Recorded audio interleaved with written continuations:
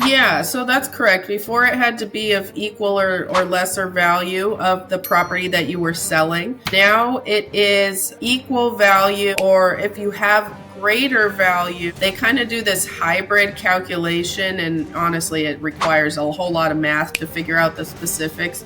But essentially they look at your old property and the new property and they compare the fair market values, and if they are equal, and there are certain definitions to what is considered equal.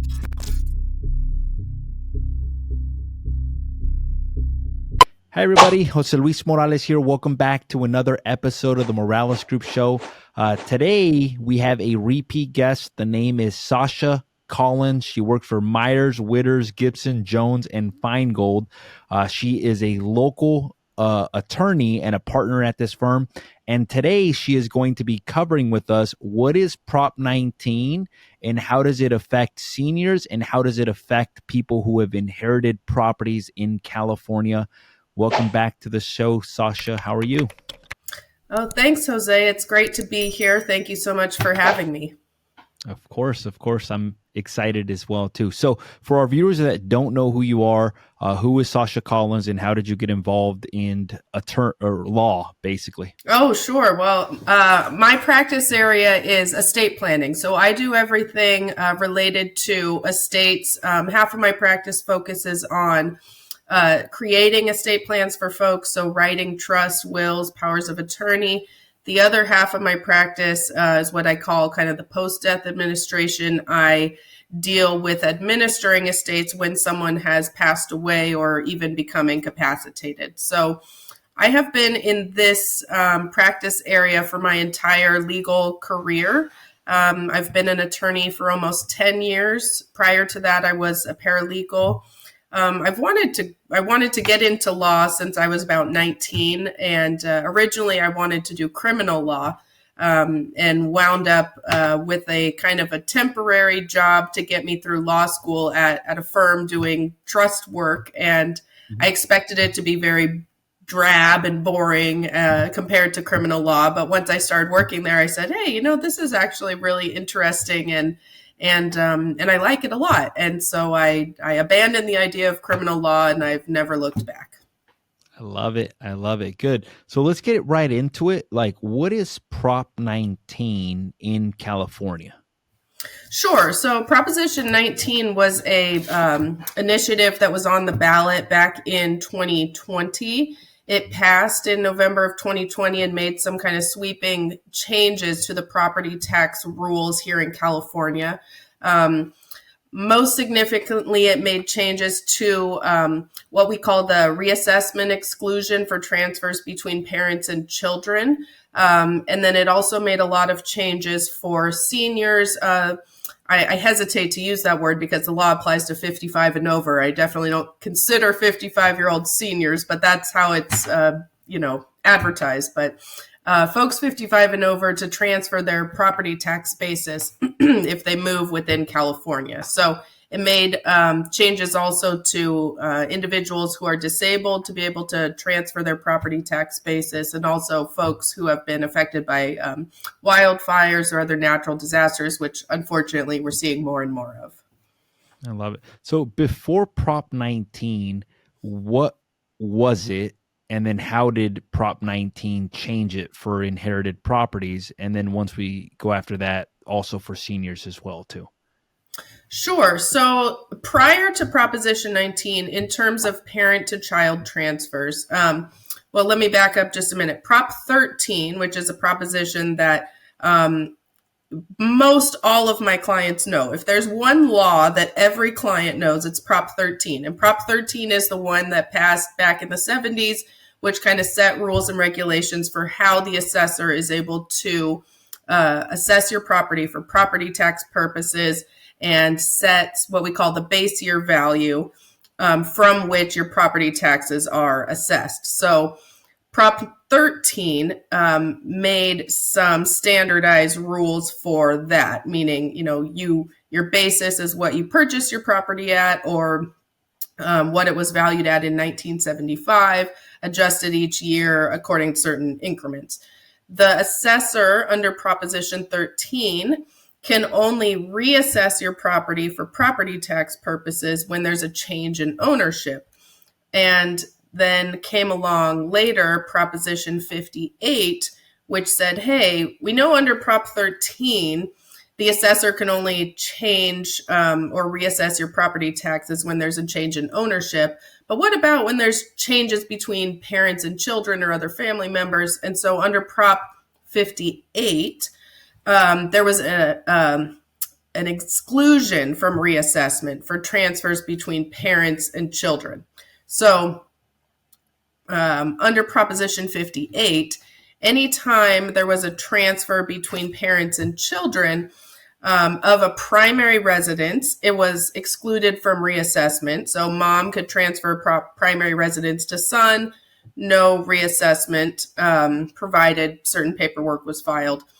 In addition, a parent could transfer to a child up to $1 million in assessed value of other real estate. So they could have owned a rental, a duplex, a commercial building, even if it had a low assessed value, transfer that to their child also and have the child keep the low property tax basis. Proposition 19 changed that drastically. So whereas before the parent could transfer primary residence and up to $1 million in assessed value, now the parent can only transfer their primary residence. And not only that, it has to be the primary residence of the parent and then become the primary residence of the child. So it has drastically reduced the amount of property transfers between parent and child that are eligible for reassessment exclusion. So in simple terms, if you're transferring a property to a child, whether that's, during life by a gift or after death by, a will or a trust or a probate, the property is going to get reassessed and the taxes assessed at the current fair market value unless it was the primary residence of the parent and the primary residence of the child. Wow. So basically that changes it a lot for people that are looking to transfer investment properties to their children, basically.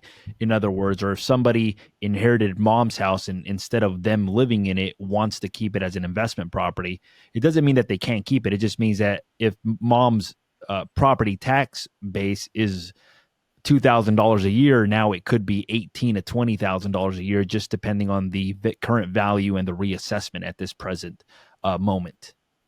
Yeah, correct. There's nothing that prevents the child from keeping the property.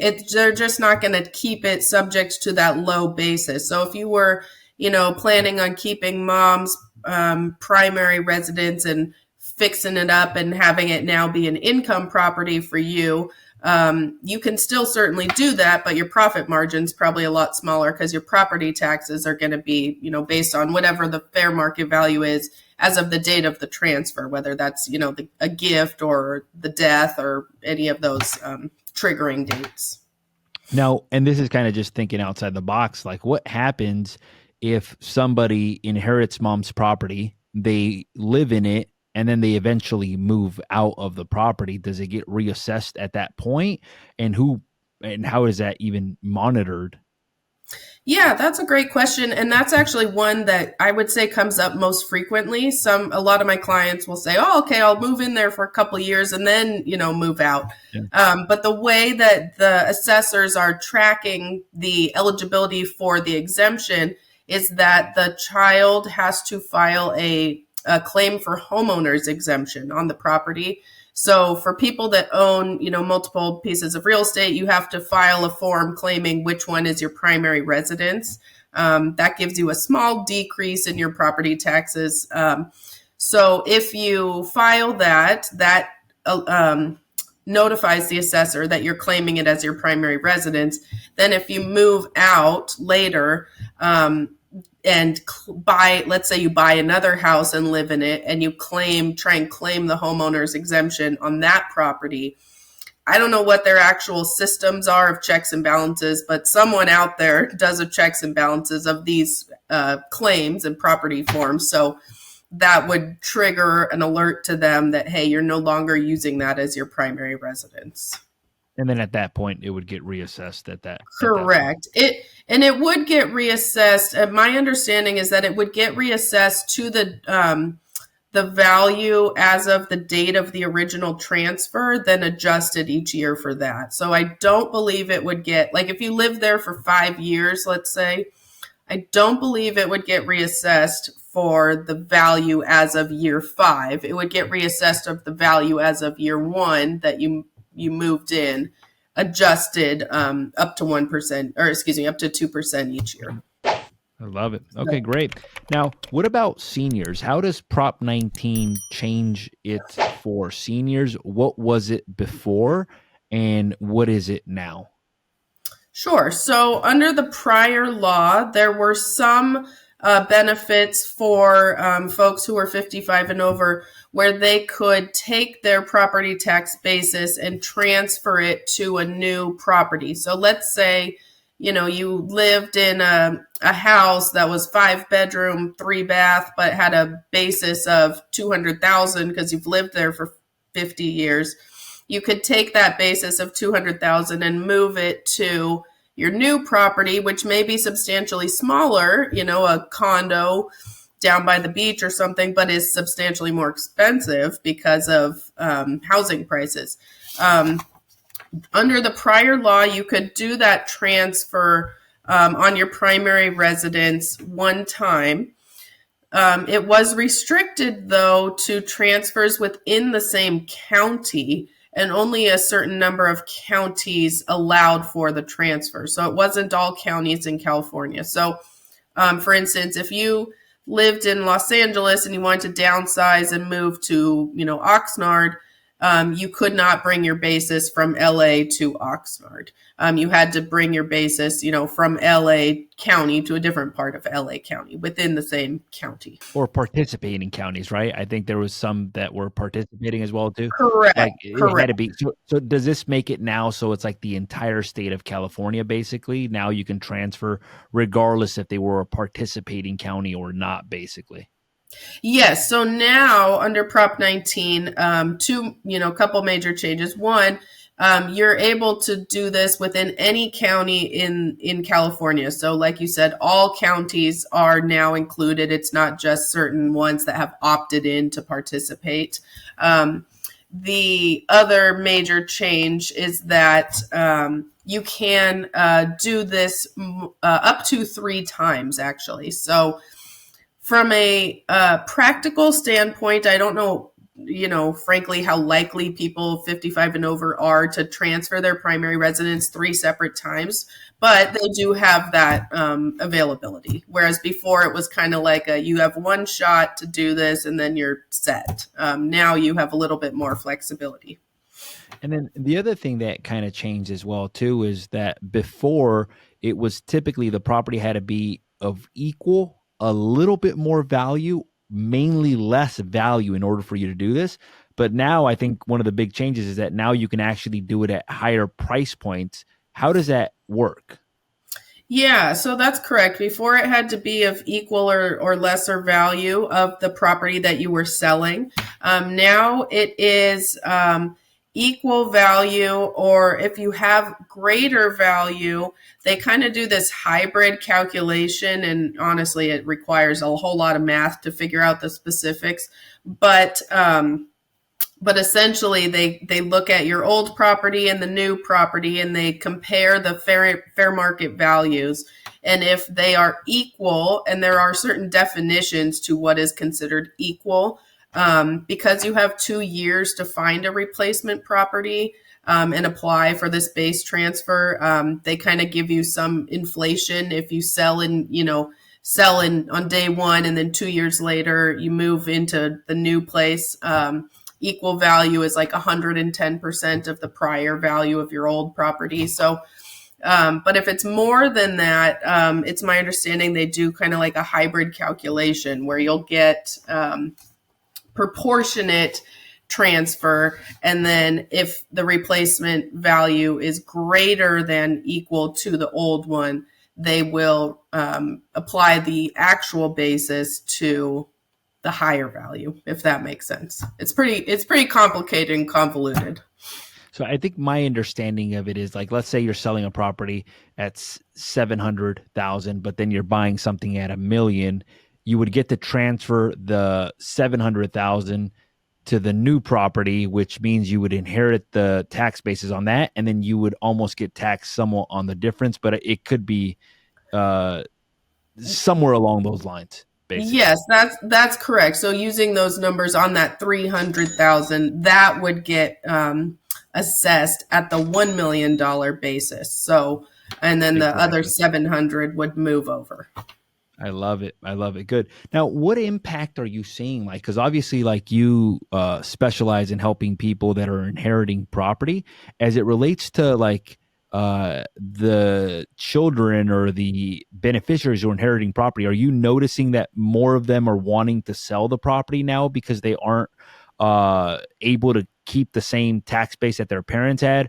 Are you noticing anything differently, or how is that impacting your day-to-day practice almost? Yeah, I would say that a lot more of my clients are selling properties that they have inherited.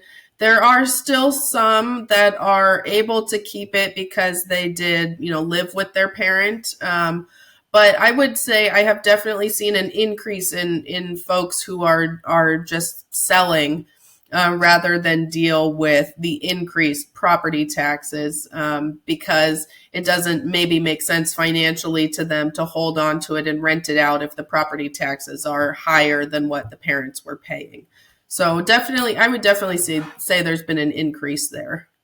Yeah. Now, as it relates to Prop 19, as it relates to seniors, I would imagine that now that just gives them a lot more options now, right? Now they can move anywhere in California. And before they were limited by something of lower price or the same price or slightly higher.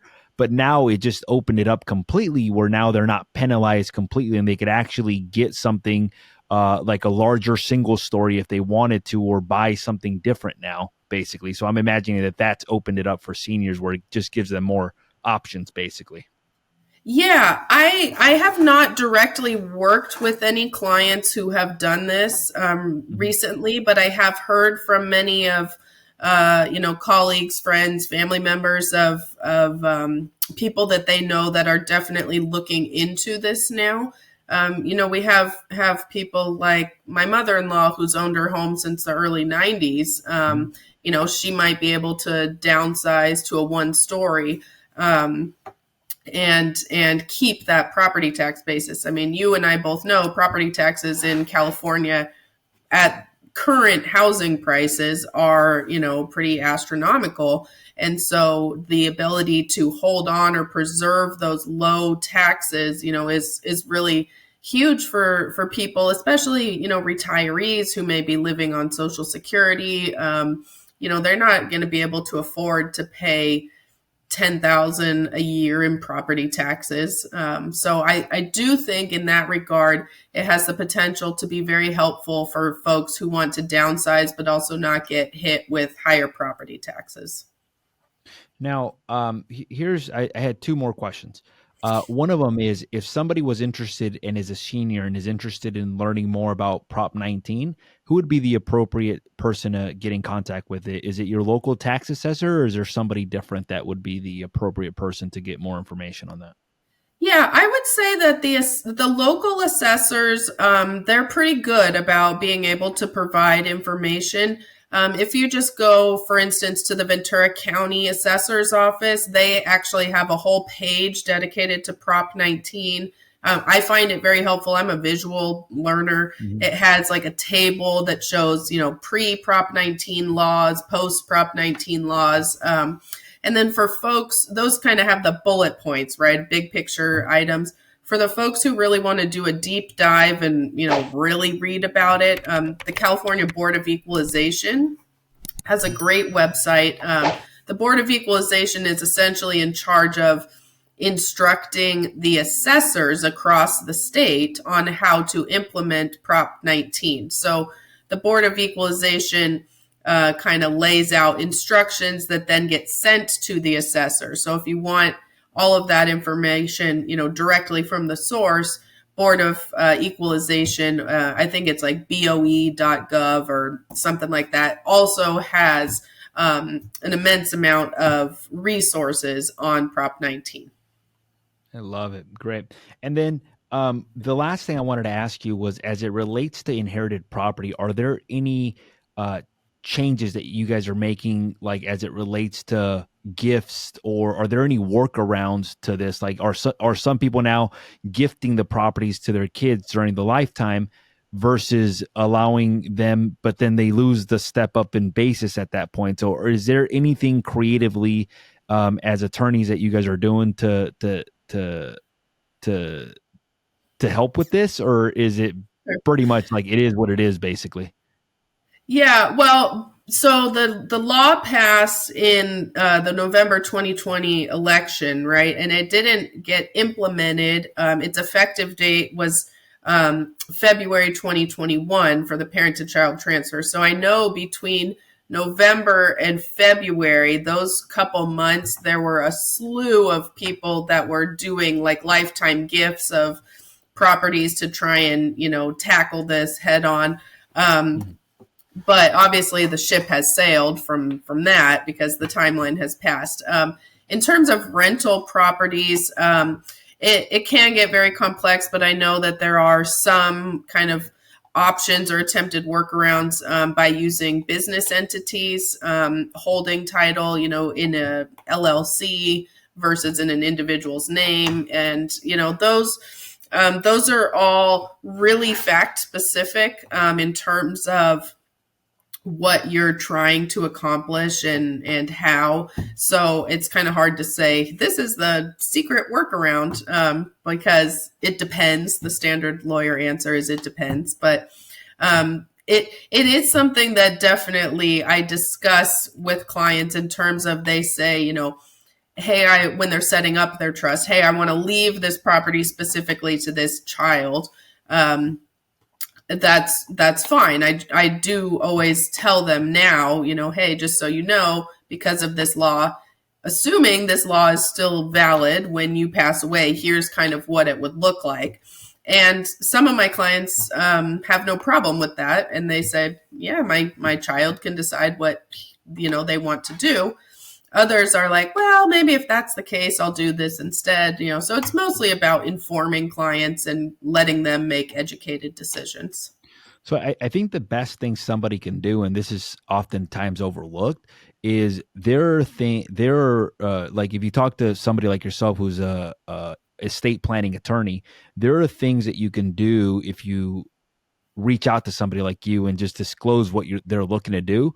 You can help guide them as to, hey, look, this is, if you do this, then this is what you need to be aware of. If you do that, then this is what you need to be aware of. And if you do this, this is what you need to be aware of. Because there's multiple like areas that almost like merge. There's obviously step up in basis. There's the inherited tax. There's property tax. So there's just a lot of things that a good attorney can help you.